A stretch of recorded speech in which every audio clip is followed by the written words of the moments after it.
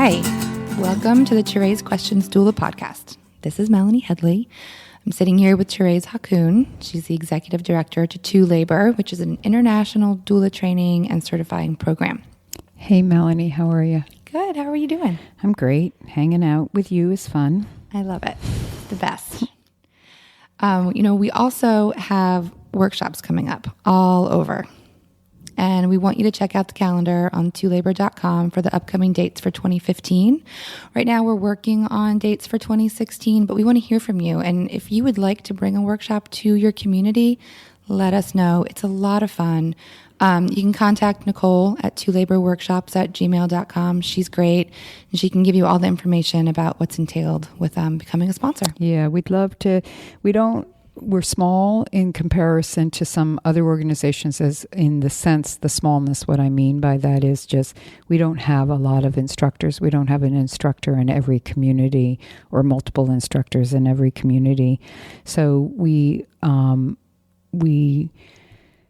go as far as we can and go into remote areas as much as we can, but unfortunately we can't go everywhere. But if you are interested in seeing if your community is one that we could gather a group of people to share this information and learn together, we would love to hear from you.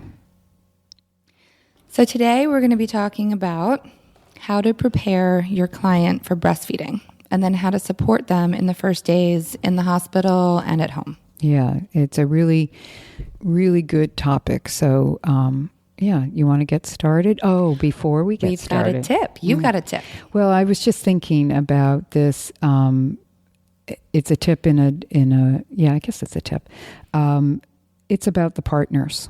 It's making sure that you are taking care of the partner as well, which means handing them something to drink, handing them something to eat, asking them if they want to take a break for a second. Do they need to use the restroom, or do they need to step out and get something to eat, or do they need to check in with family real quick and that you're there if they need to do that.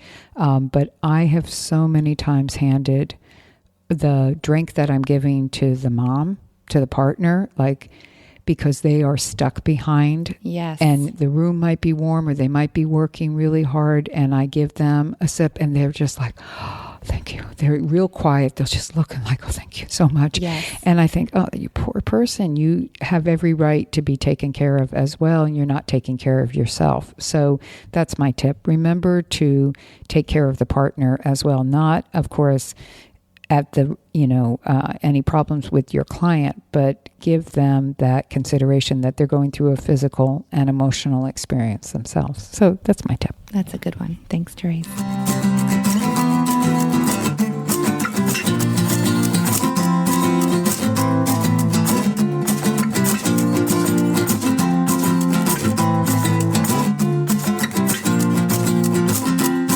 So today we're going to talk about a little bit about breastfeeding, how to really prepare your client for breastfeeding, and then how to support them in the first days after baby is born while they're still in the hospital, and then also in that kind of first week when they're home. Right. So I'm going to do a lot of listening and more asking you questions. And one of the reasons I feel comfortable in doing that, though of course I can contribute myself, is that you not only are a doula, you've been also trained to be a lactation counselor. A certified lactation counselor through the Healthy Children's Project. Right. And so I feel like you have some really valid information, important information to give to doulas. I think that this is a huge part of doula work, is preparing for the postpartum. And, there isn't enough focus, I think, on it because we're so focused in on the pregnancy and helping them get through that and what works best, and then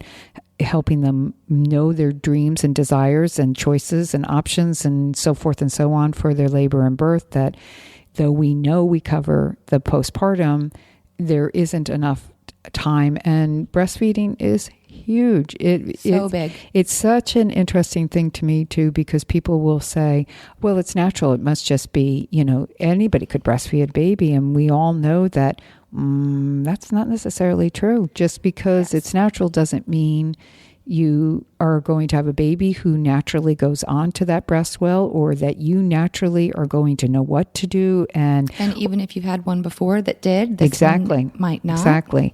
So what are some thoughts, Melanie, about to prepare? That's exactly where I want to start, because I think that, you know, in our culture today, we hear so many, you know, stories about birth being hard and labor being hard. And, you know, women are really, they get that. They prepare for that. But we don't really talk a lot about how hard breastfeeding is and how hard it can be and the challenges that come up and how to succeed after those challenges come up.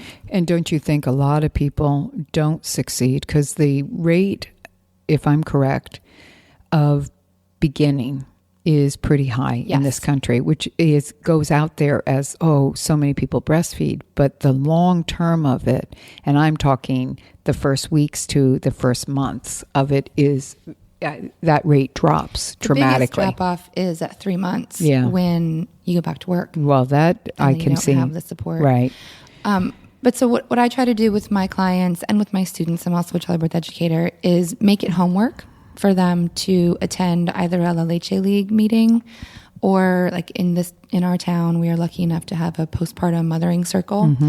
And I make it homework to go to one of those while they are still pregnant. And your point in wanting them to do that is? So they can hear from other women who are in it, in the early stages of, you know, having a new baby and nursing that baby, hearing some real stories and seeing it firsthand too, because these mamas have their babies right there. Right.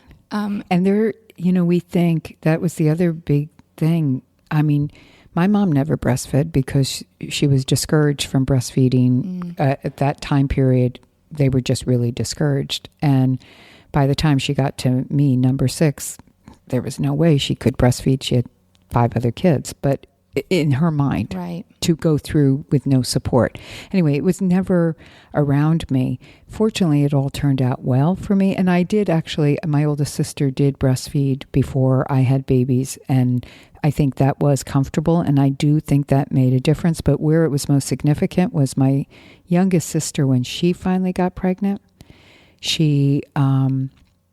I asked her after she had the baby, so how's breastfeeding going? And she said, oh, great. She said, you know, I watched all of her sisters and sister-in-laws breastfeed.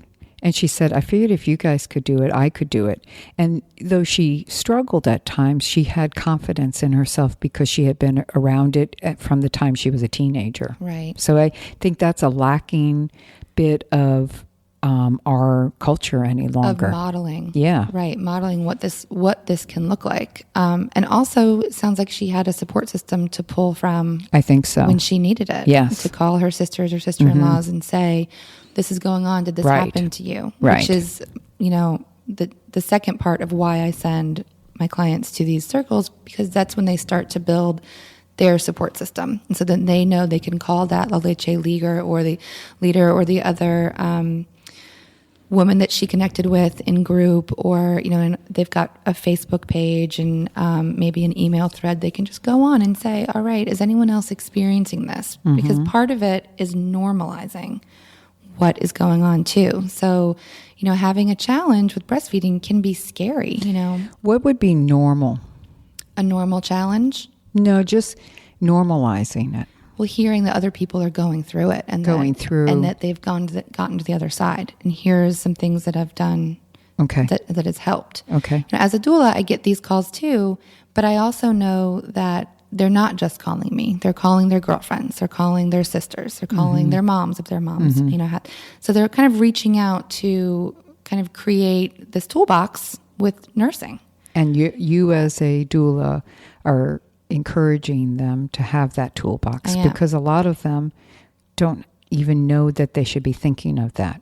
And, you know, breastfeeding is also like labor. There are no black and whites. No. There are lots of, you know, grays in there. And so what might work for one person might not work for you. Right. So it's important to have lots of options and lots of people to pull from. So your first thing, a good suggestion is get them into a place where they can have support. Yes. So that they have it then. It starts to be part of who they are. What their group thought is as well. And then... and maybe if you're in a community that doesn't have the circle, right, think of starting one. Right. If you don't have the time or, the desire to do that, even talking to, if you've had a client in the past that has dealt with one of these challenges that your client is now dealing with, is successful, and because then after that, now she's a pro, right? She's figured out some things that have worked, right? And so reach out to her first, ask her permission if you can get, put them in touch together, because it really having a doula or a lactation counselor to go to means a lot, but. I heard from one of my clients recently that she sometimes just didn't want to bother me. And so she could reach out to the friends, in her case, the people that she went through childbirth class with. So they were all had babies within 6 weeks of each other. And she was able to reach out to them and really get the help she needed. That's good. So what other things do you want to prepare as a doula? What else do you talk to them about? I talk to them about how important it is right after the birth.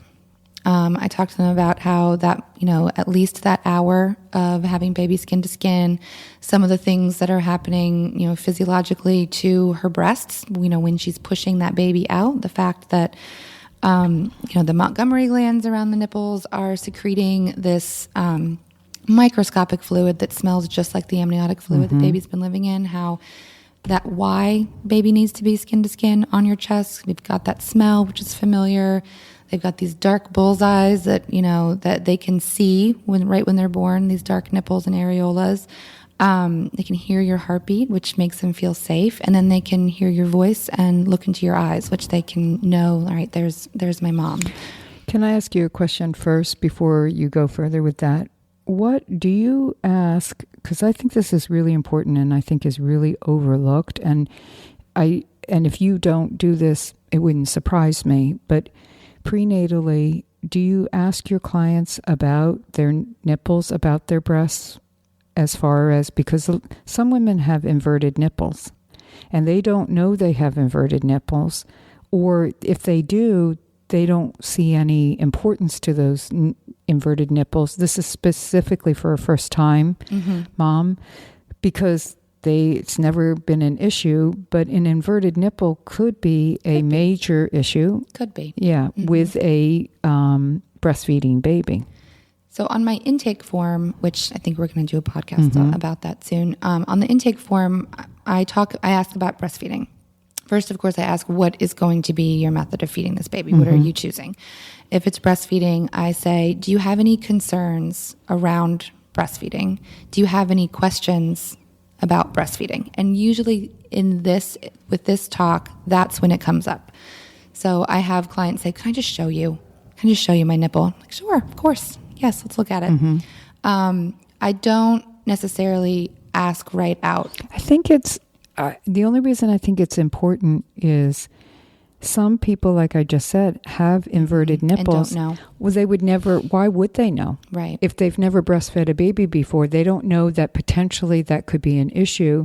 And if we know that it potentially could be a problem for them, there is input, isn't there, that you could give them prenatally to encourage that's a good point. Yeah. So I think that being very specific about the question, like, can you tell me about your nipples? I mean, you're talking very comfortably with these people. If they're do you are they flat? Are they inverted? In 3 words, describe your nipples. Exactly. Are they, protruding?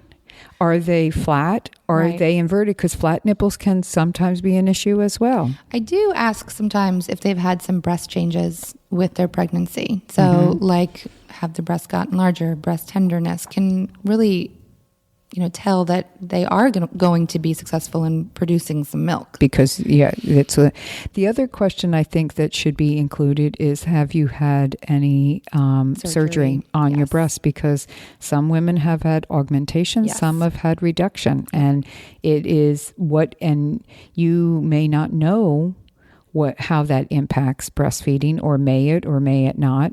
But that might be a question you want to know. And then if they don't know the answers to, the two of you together can research to find out, could this impact, or is there somebody they can speak to who, like a lactation consultant in that case, perhaps, would that make a difference? Yes. And usually 99.9% of the time with my intake, with just asking do you have any fears or concerns around breastfeeding, what are your questions, all those things will come up. Yeah. I really haven't ever had a woman who has inverted nipples not know that she had them. Okay. But I'm sure that there are, that might be a good, it's just concrete question to I ask. do think it's a concrete, only because this is totally off. But this is what made me aware of so many things like this. Many years ago, a young woman said to me, who was totally aware of the difference between an intact penis and a circumcised penis, who had a partner, and said, what if the partner doesn't even realize that they are circumcised? Because their own, and I was like, wow, who would ever, what? And they explained to me that it was never a thought in their head about the difference between intact and circumcised, because it was their penis. It's the only one they knew. Right. And when they had been around other males, they only saw circumcised penises as well. So they assumed that's what, they didn't even know, they didn't know. Right. And this was a grown-up. And so I thought, if you could live and not know that, you could have inverted nipples and not know that. True. And many other things and not know it. Right. So I think, I'd just like to add in, I think it is important, because we don't know who our clients are, to be very specific in our questioning. Because you could ask, just like you do, about the questions that you ask, and they may never share with you that they had inverted nipples. Okay, that's good. Be specific. Be specific. And then you'll all of a sudden, and they never show them to you, and you're in labor with them, and you may be kind of aware of them, but you're really not, because they may be covered over as well. And then all of a sudden they're having issues with getting the baby on. Right. So, and you'd think, I should have asked. Yeah. We could have talked about this. Well, and then in the same breath, I'll say, make friends with the lactation consultants in your area. Know who they are, who you're getting good responses about from your clients, so that you can refer. So you're saying that to the doulas? Yes. Yeah, not to the mamas right now. You're saying to the doulas. Yes. Make sure you know who the good lactation consultants are in your community. Yes, because chances are, if you yourself have breastfed a baby before, you can probably answer some of these questions, speaking to your experience. But when we're talking about an inverted nipple or maybe breast augmentation, then you might feel more comfortable referring. And we have a lot of doulas who have never had babies, who have therefore never breastfed. And though they may be very knowledgeable and comfortable in some ways, they're not ready to give all that input as well. Yeah. And I'm a lactation counselor, but I refer all the time. If something is just out of my scope, or, we've tried this and it hasn't really worked, I haven't seen much difference, refer. Right. Always there. Yep. I think we recommend, would you agree, La Leche League is excellent. Yes. And so if there's no circle in the community, but there is La Leche League, that's the go-to, and it would be go-to and as well. And here's what I'll say about La Leche League. People get stuck who don't want to go to La Leche League sometimes because they're like, oh, it's just too dogmatic. I don't know what I'm going to feel. And I always say, look, these are wonderful people who are offering support. Take what you need from it and leave the rest behind. There's no rules. You don't have to do everything, but they're there just to give awesome support. So, La Leche League, run into, if they're having issues that you as a doula don't feel comfortable handling, maybe if there's a lactation counselor or educator in your community, know who those are, and you could refer your clients to them, and or to a lactation consultant for real problems. And know their hours, know when their business hours are, so that you can, because some people will do weekend visits, some people won't, some people will do home visits, some people won't. Know what you're referring your clients to. Okay, so that's all good input for the doulas prenatally to know themselves as part of being a doula, so they already have that in their resources. And really encourage your client to take a breastfeeding class. A childbirth class is great, but chances are the breastfeeding is going to be an hour, maybe 2 hours long in discussing breastfeeding as a topic. Have them take a specific breastfeeding class. And do you feel that, like, at a hospital, this is a good place to go find a good breastfeeding class? I think it depends. I think that's research that you need to do within your own community. I think that the hospital class can be really good because they will know and understand what to expect from the hospital in terms of how they will facilitate breastfeeding. But if there is an out of hospital class, steer them in that direction. Okay. Good. Okay. So what else? If you have a baby friendly hospital in your area that offers breastfeeding classes, that would be the best. Yeah. That would make sense to me. So what else do you do? What else can a doula do to prepare their client for breastfeeding prenatally? Is there anything else? So, setting them up with support, normalizing that this could be hard. It's not necessarily going to be hard. And don't you think that's important to say? It could be hard and it could work right away. Yeah, just because it's natural doesn't mean it's going to be easy. Exactly. But I also like to really get them to understand what this is going to look like afterward. Okay. So normalizing the fact that there is no schedule. Yeah, very important. Yeah, we are following baby's cues. Something that I always say to people is, if you call me and you say, God, it just feels like I am nursing all the time, I am going to say, well, then you're doing it right. Good. That sounds good. That's exactly right. And to have them understand that, and like when I say to have them understand, it's impossible to have them understand. But you're preparing. Talk at them, but it's so important because they will understand it'll later. Click, right. Yeah. It'll click when that baby is in their arms and they're on the 6th feeding. They're going to go, oh God, now I get what she meant. Right. And knowing that when it gets to that hard place, if it gets to a hard place, then that doesn't necessarily, that's not where they're going to be the next day and the next day. Every day is different. Talk about creating a new normal every day in those postpartum days. That just because today he had to be on the breast all day long, didn't sleep, doesn't mean that tomorrow is going to look like that. And we're just dealing with today, this moment. Right. Yep. So no schedule. You talk about that though prenatally, no schedule. Yeah, no schedule. I have them put the number in their heads of feeding the baby 10 to 12 times a day. Okay, so, 10 to 12 times a day. So if a baby is not feeding 10 to 12 times a day, and is there, I'm going to ask you this specifically, is there how long they need to be on each side? No.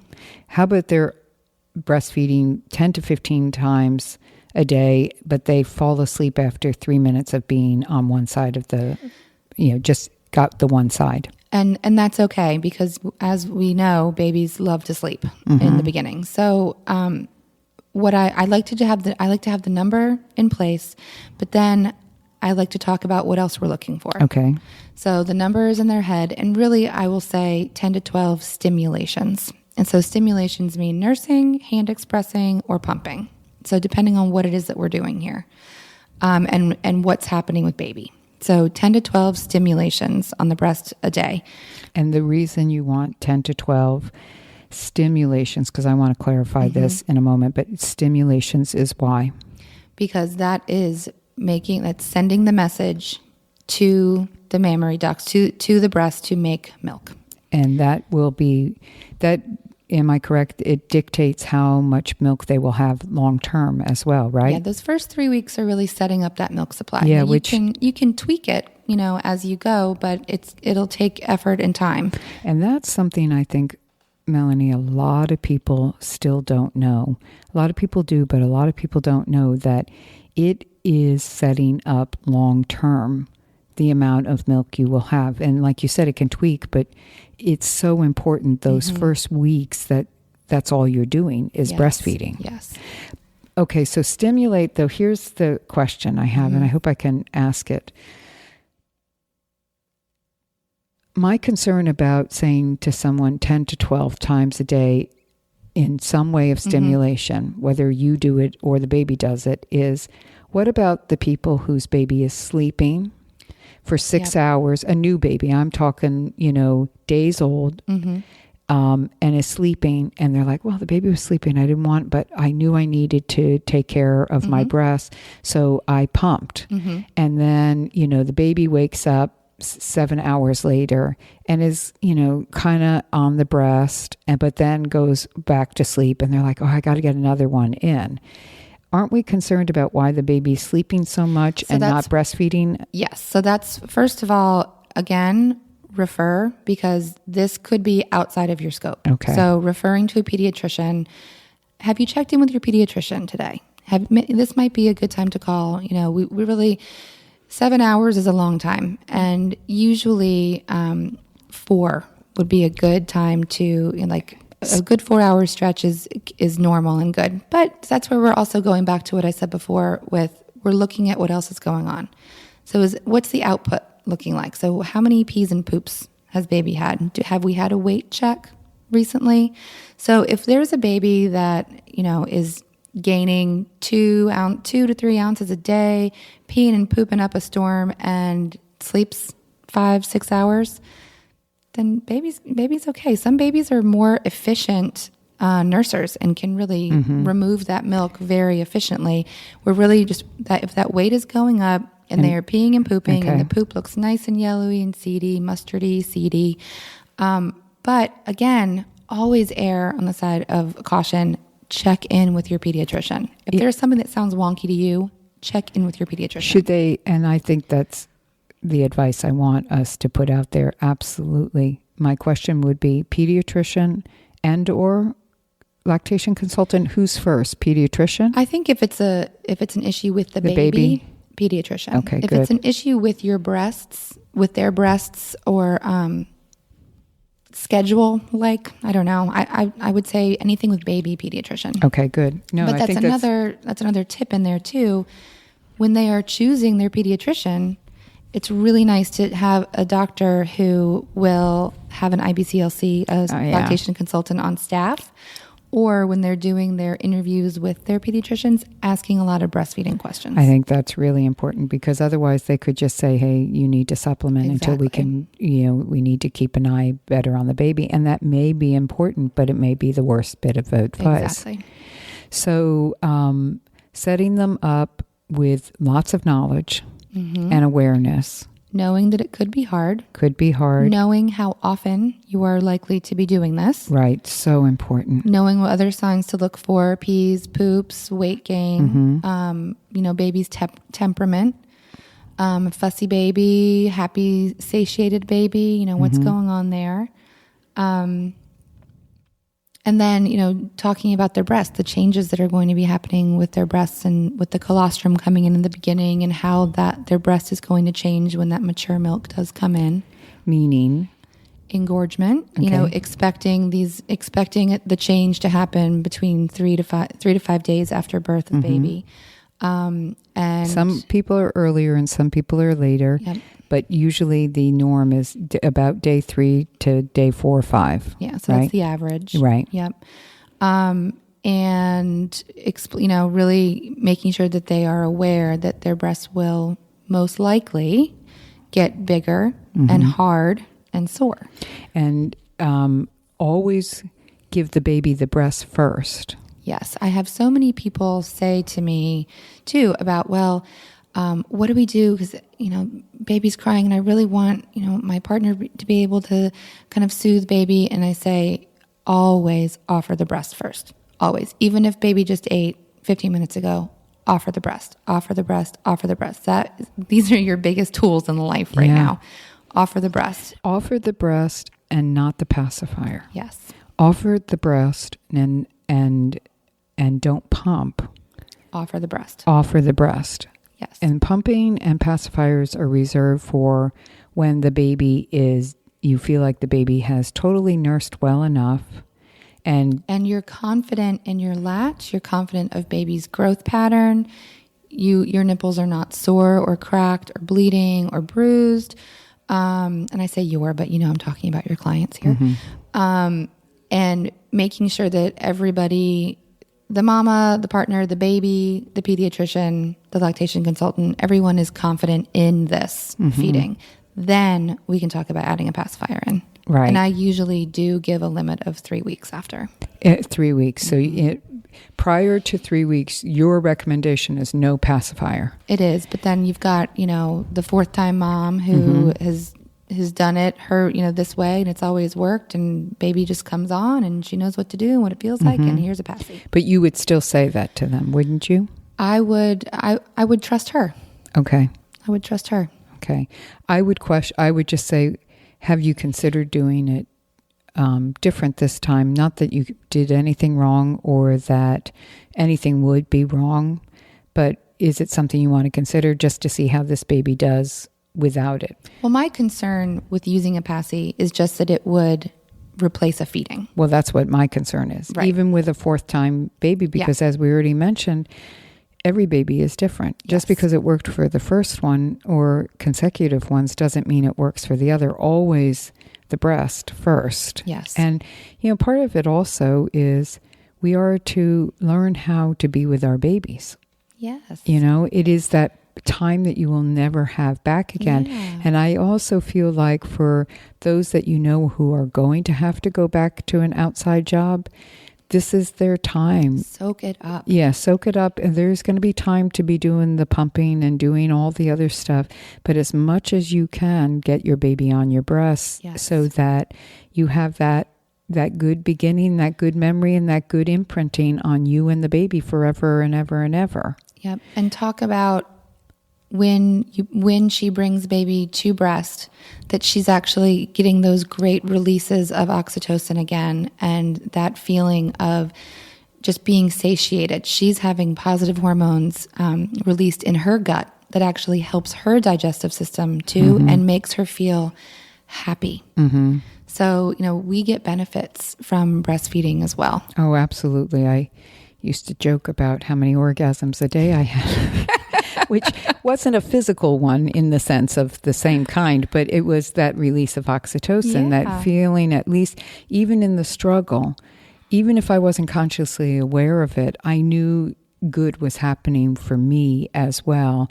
And you know what it was? It was quiet time. I mean, especially the more children I had, it was that time. And that's what I think is important to express prenatally as well, is this is that time that you will have where only you can do this. Yeah. And your job initially for that first couple of weeks should only be growing this baby on the outside of your body. And that's how I describe it to the partners. Yeah, well, I say to the partners, that you have to be really supportive and protective and really sensitive and not overly sensitive yourself to how they are being once they have this baby, that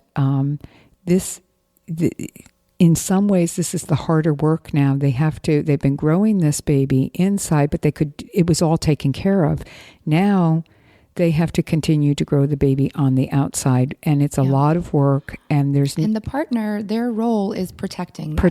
Yeah. It's creating the opportunity for this person just to do baby care. Yes. Just to breastfeed, lay in the bed, sit on the couch, whatever the case might be, drive in the car, fresh air, go out for a walk, but the baby is with the mama and breastfeeding when the baby needs to breastfeed. And I think that's a good point of paying attention to the more emotional and spiritual aspect of birth period. And as a doula, you can really offer that piece to your clients of, okay, well, let's, we can talk the science behind everything and the physiology and why this is happening and yada, yada, yada. But talk about how it's going to make them feel, what opportunities they have to enjoy these phases of becoming a mom. Well, here's the deal.